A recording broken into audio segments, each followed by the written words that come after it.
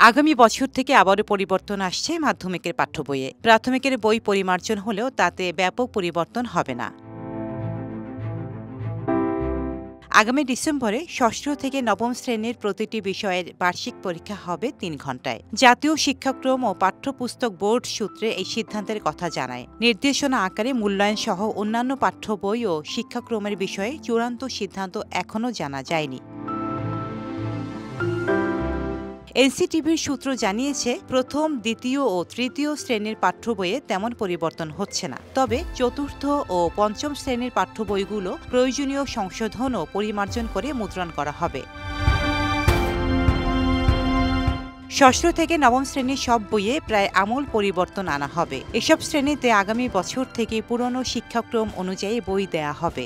নতুন বইয়ে যুক্ত হতে পারে হুমায়ূন আহমেদের মুক্তিযুদ্ধ কেন্দ্রিক উপন্যাস ১৯৭১। বর্তমানে যারা নবম শ্রেণীতে পড়ছে তাদের জন্য ২০১২ সালের শিক্ষাক্রমের আলোকে পরিমার্জন করে পাঠ্য বই দেয়া হবে। নবম শ্রেণীর প্রায় শেষ পর্যায়ে এবং দশম শ্রেণীতে গিয়ে নতুন বই দেয়ায় এই শিক্ষার্থীরা সংক্ষিপ্ত পাঠ্যসূচি পড়বে যেন এক শিক্ষাবর্ষের মধ্যে তা শেষ করতে পারে।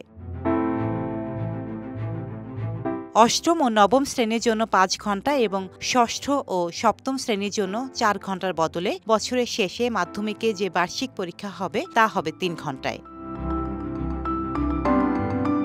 ডেস্ক রিপোর্ট, সাম্প্রতিক দেশকাল।